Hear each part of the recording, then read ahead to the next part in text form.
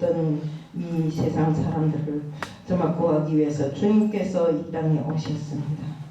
천하디 천한 몸으로 낮디 낮은 상소에 오신 주님, 그곳에서부터 시작하여 수많은 인류를 구하신 주님이십니다. 오늘도 하나님께서 주님을 왼편에 아니라 오른편에 앉히시고 정말 세상을 주관하게 하십니다.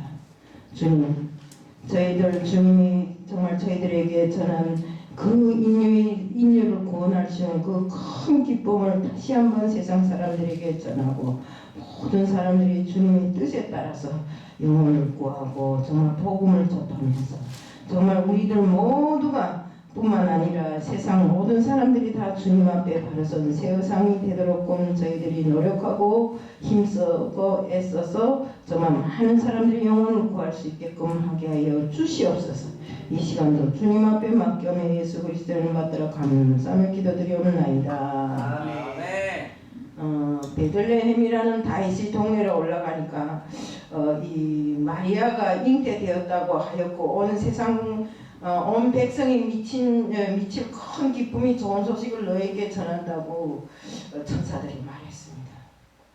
또 높은 곳에는 하나님께 영광이고 땅에는 기뻐하심을 입은 사람들 중에 평화라고 기록되어 있고 또 본문을 통해서 우리가 세 가지 신앙의 교훈을 얻게 됩니다.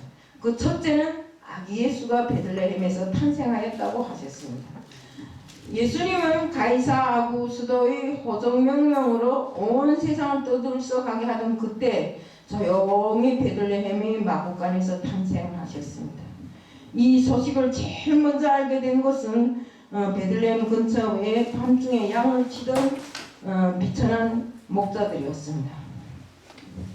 그들은 가난하고 비천했지만 마음이 깨끗하고 순진한 사람들이었기에 그리고 무엇보다 깨어 있었기 때문에 아기 예수를 만나는 축복을 누리게 되었습니다. 그리고 무엇보다도 우리 베들레헴에서 아기 예수의 탄생은 성경 약속 성취와 다윗 후손의 증거입니다. 오늘 이 시대는 예수님에 대해서는 관심이 없어요. 우리에게 순수함과 약속에 대한 기대감 그리고 늘 깨어있는 신앙의 자세가 필요한 것입니다. 또 둘째로는 큰 기쁨이 좋은 소식입니다. 오늘날 슬픔, 걱정, 절망 속에서 사는 사람들이 많습니다. 우리들 모두 정말 진정으로 건강하고 기쁨이 충만한가를 뒤돌아봐야 됩니다. 동방 박사들은 예수를 보지 않았지만 별만 보고도 기쁨이 충만했다고 했습니다. 예수님에게는 기쁨이 있습니다. 우리 기독교는 기쁨이 종교입니다. 생각만 해도 예수님을 생각만 해도 기쁨이 흘러나오시고 예수님의 말씀을 듣기만 해도 기쁨이 흘러나오시고 마음속에 감동이 일어도 기쁨이 흘러나오시는 것입니다. 우리 모두 잃어버린 기쁨을 이번 성탄을 기념하면서 빼앗기고 상실한 우리 모두의 기쁨을 되찾아와야 됩니다. 하나님의 약속과 축복을 바라보며 감사하기를 하시기를 바랍니다. 셋째는 하늘에서 영광, 땅에서도 역시 평화가 가득하다고 했어요. 하늘의 영광이 가득하다고 했는데 그 영광은 세속적인 영광이 아니라 참 영광이고 진정한 영광으로 높은 자가 낮아지는 영광의 자리인 것입니다. 목회자의 영광은 섬김이고 또 직분자의 영광은 충성이라고 했습니다. 또 남편과 아내의 영광은 충성과 헌신이라고 했습니다. 또한 땅에는 평화가 가득합니다. 예수님이 주시는 평화가 가득하기에 그리스도를 마음에 영접하고 기뻐라 할 줄 아는 사람들에게는 참된 평화가 꽉 차서 넘쳐 흐르는 것입니다. 이 시간도 현재 우리 사회는 과거 어느 때보다 더 심각한 위기에 놓여 있는 걸 다 아시지 않습니까? 앞이 제대로 보이지 않는 경제 위기, 또 이 경기 불황은 정말 이 강한 그 선풍을 몰아와 수많은 가정이 해체되고 또 파괴 위험에 직면해 있습니다. 또 고국에서 숱한 고초를 겪던 탈북자나 외국인들 이런 사람들이 정말 이 문제가 꼬일 대로 꼬여서 더 이상 해결할 수 없다 할 지경에 이르렀지만 그럼에도 불구하고 과소비로 인한 사치품 풍조는 수그러들 줄 모르고 사회각청, 각계각청의 화합보다는 갈등이 깊어가고 있고 북한의 위협도 날마다 거세게 몰아치고 있습니다. 제가 전번에 영도에 가느라고 저기 무슨 명품 매장이 있더라고요. 세상에 나 깜짝 놀라서 그냥 주차장인 줄 알았대. 그게 명품 매장에 명품 살라는 차가 얼마나 많이 들어찼는지 눈길이 끝이 안 보여요. 정말 지금 살기가 힘들다고 하면서 우리는 명품을 그렇게 사서 쓰면서도 살기가 힘들대요. 이런 때일수록 우리는 예수 그리스도의 위로가 절실히 필요합니다. 한 생명을 천하보다 귀하게 여기는 하나님이 사람이 절실한 것입니다. 2000년 전 유대 땅에만 아니라 바로 오늘날 어두운 심령에 또 예수님을 모셔야 하고 세상 사람들이 평화의 기쁨을 맛보아야 하는 것입니다. 세상에 오신 예수 그리스도는 어두운 밤을 밝혀 영광의 빛을 비쳤습니다. 누가복음 2장 8절에 그 지경에 목자들이 밖에서 밤에 자기 양떼를 지키더니 주의 사자가 곁에 서고 주의 영광이 저희를 두루 비추매 크게 무서워하는지라고 하였습니다. 어두운 밤이었다고 했습니다. 들에서 양을 지키는 목자들에게 하늘이 열렸습니다. 그들이 왜 하늘이 열렸을까요? 비록 천하고 가난하지만 양심적이고 정말 순진하고 하나님을 그대로 믿고 있는 목자들에게 잘나고 잘생긴 사람들보다 먼저 하나님이 축복을 받았다 이겁니다. 천사들이 나타나고 신비로운 빛이 비춰지는데 이 비밀의 말을 밝히는 신비로운 빛이었습니다. 이 빛은 밤을 밝히고 또 밤뿐만 아니라 우리들의 심령에 정말 어두운 빛을 싹 걷어내는 이런 참 빛이었다 이겁니다. 놀라고 두려워하는 저들이 위로의 음성이 들려왔습니다. 누가복음 2장 10절에 보면 무서워 말라 보라 내가 온 백성에게 미칠 큰 기쁨의 좋은 소식을 너에게 전하노라고 했습니다. 예수 그리스도의 탄생의 소식은 영광의 빛으로부터 시작되었습니다. 죄와 사망의 어둠으로 칠흑같은 인간 세상에 구원의 빛으로 오신 예수님을 선포하는 의미가 바로 오늘 이 설교문에 다 있습니다. 새로운 광명의 열림을 선포하는 놀라운 빛인데 우리에게도 어둠을 깨우는 구원의 빛이 비춰져야 됩니다. 구약시대에도 하나님의 은혜를 선포할 때면 빛 가운데 나타나셨습니다. 빛 가운데 세상에 오셨던 예수님께서도 우리 인생의 광야길에 함께 동행하십니다.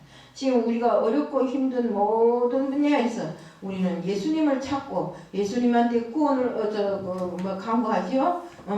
정말 우리가 사는 이 세상이 허무함을 예수님 앞에 알리고 그렇게 살지 않기를 그렇게 되지 않기를 항상 예수님 앞에 간구한다 이 소리입니다. 요한복음 8장 12절에 보면 예수님께서 세상의 빛이니 나를 따르는 자는 어둠에 다니지 아니하고 생명의 빛을 얻으리라고 하셨습니다. 또 요한복음 9장 5절에도 내가 세상에 있는 동안에 세상의 빛이라고 하셨습니다. 예수님은 날 때부터 소경된 사람들이 눈을 띄워주고 또 정말 이 육신이 소경만 고쳐주는 게 아니라 이 심령의 소경도 고쳐줬습니다. 왜? 하나님을 알지 못하는 사람들에게 하나님을 알게 해서 정말 그들이 영적인 눈을 뜨게 만들었다 이겁니다. 사람이 성령 안에 거듭나면 세상이 달라지고 하나님 앞에 나를 다시 한번 세워놓고 보게 되는 것입니다. 예수님이 그 소문이 온 수리아에 퍼진지라 사람들이 앞을 다투어서 정말 중풍병자를 데려오고 귀신 들린 자를 데려오고 간질하는 자, 각색 병과 고통에 걸린 자 이런 앓는 사람들을 데려왔어요. 결국 예수님께서 다 그들을 고치셔서 깨끗하게 하여 주셨습니다.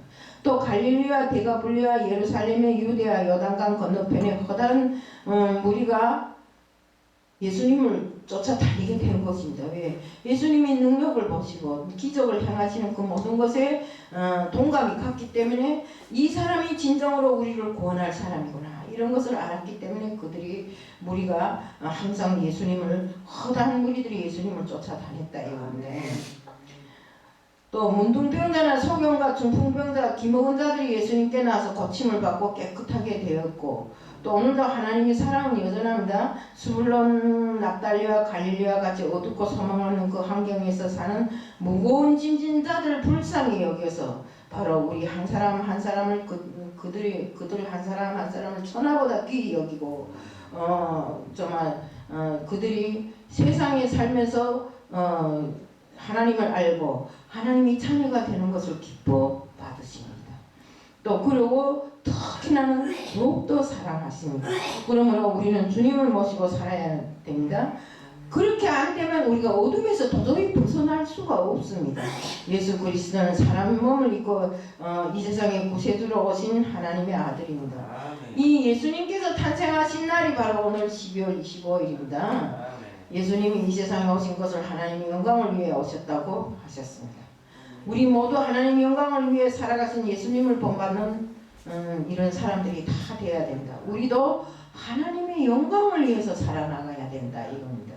정말 그런 사람들을 볼 때 하나님께서는 더 큰 은혜와 축복을 내려주신다고 했습니다. 또한 예수님은 이 땅의 평화를 위해 오셨습니다.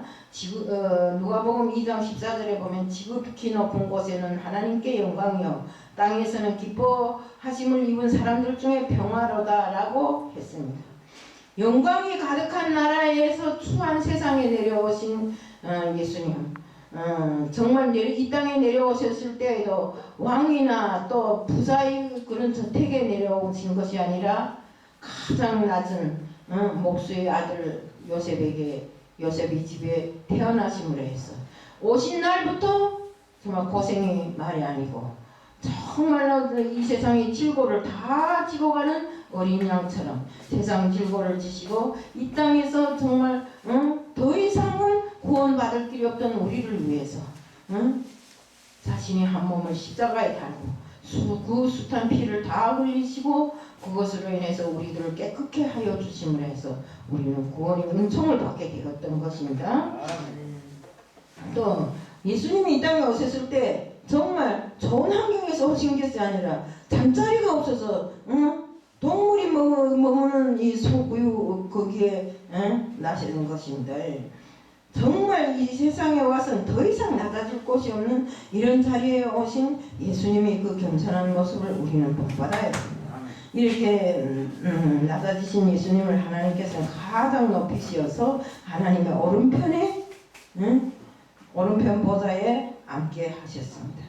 잠언서 18장 12절에 보면 사람이 마음이 교만은 멸망의 선봉이요 겸손은 종교의 앞잡이니라. 겸손해야 하나님의 영광을 나타낼 수 있으며 땅의 평화를 이룩할 수 있다고 했습니다. 예수님은 말구유에까지 낮아진 이런 하나님이시고 하나님의 영광이 되셨다고 하였고 이 땅의 평화를 이루었다고 하였습니다. 또한 죄 없으신 하나님의 아들 예수님께서 십자가에 못 박혀 돌아가심으로 죄인 되었던 우리들, 정말 죄인 중에 괴수인 우리들이 용서함을 받고 또 구원함을 얻어서 하나님의 자녀가 되는 이런 영광을 누리고 있잖아요. 십자가는 예수님께서 인류를 사랑하셔서 희생하신 그 고귀한 희생의 상징이기에 복음이 전해지는 곳마다 평화가 이루어지고 또 예수님은 죄악으로 어두워진 이 세상에 참 사랑과 모델로 하나님께 영광과 땅 위의 평화를 위해 오신 예수님, 정말 이 땅의 평화를 위해서 자신이 모든 것을 다 하신 예수님이 그 사랑을 우리는 모델로 받아들여서 항상 믿는 자들은 예수의 향기가 넘치는 이런 사람들로 살아가야 되는 것입니다. 이를 이루고자 구유에 탄생하시고 제자들이 발을 씻기고 또 십자가에 못 박혀 희생되신 예수님입니다. 성탄절을 맞아 우리 예수님께서 이 세상에 오신 목적과 본을 보여주신 삶을 본받고자 다짐하는 마음을 가지자는 것을 다시 한번 말씀드리면서 오늘 말씀을 마칩니다. 사랑의 하나님 아버지 감사합니다. 이 땅에 오셔서 가진 질고를 다 지시고 우리들을 위하여 희생하신 주님이 그 본을 우리들이 따라야 하며 언제 어디서나 항상 주님의 말씀대로 그의 뜻대로 살아갈 수 있게끔 하게 하여 주시옵소서. 아멘. 오늘 이 시간도 주님 앞에 맡겨오며 예수 그리스도를 받들어 감사하며 기도드리옵나이다. 아멘. 아멘.